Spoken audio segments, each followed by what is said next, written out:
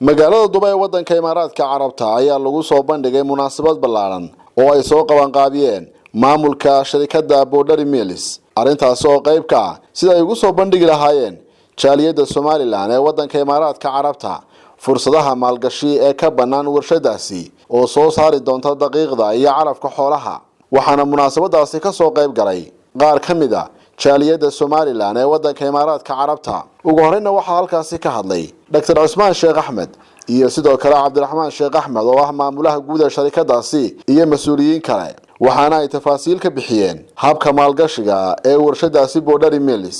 shaygu ugu weyn waa wax soo saaris production dhaqaalihiinu wuxuu ku tiirsan yahay xoolo iyo beero labaduna sii yaraanayaan marka waxaynu u baahannahay in productionka la kordhiyo oo warshada la abuuro shaqo abuura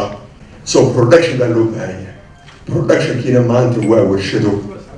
tanna waxay ka mid tahay tallaabooyinka in la qaado daruuriga cuntadeenna siday u dhan tahay oo 80% dibadda laga keeno daqiiq baa ka mid ah sokor bariis marka haddii daqiiq laga sameeyo at least meel bay buuxinaysaa waxaan uga tashanay company-ga ugu weyn ee Africa sub-Saharan Africa ka iibiya qabalinka oo prices-kii noo sheegay waxa ay ku keenayaan berbera marka laga soo rogayo waxaasoo idin markaan isku daray waxaan ku soo saari karnaa gadbadii ayaan ku soo saari karnaa halka tan daqiiqda ah marka gadbadii waa ilaa 13 ilaa 14 baan ku soo saari karnaa suuqa waxay ka joogtaa ilaa $5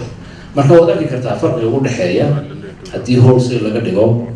iyo de haddii ilaa consumerka ugu dambeeya baad ka iibis tiraahdo kolba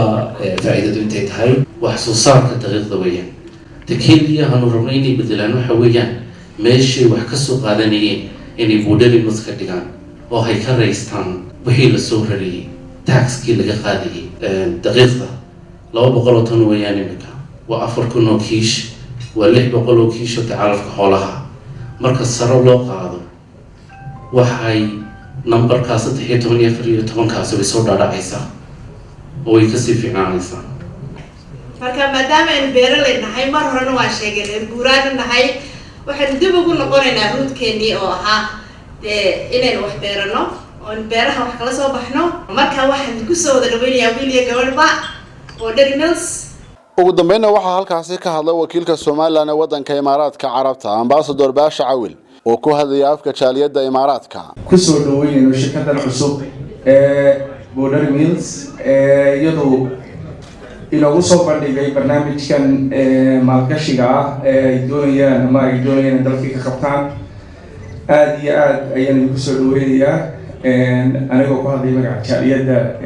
dhammaan intii ka soo shaqeysay mashruucan oo ugu horeeyo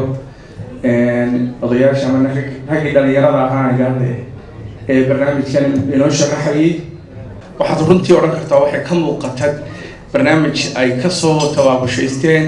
oo dhinac walba daraasadiisii ay soo sameeyeen marka runtii aad iyo aad baan ugu mahadinayaa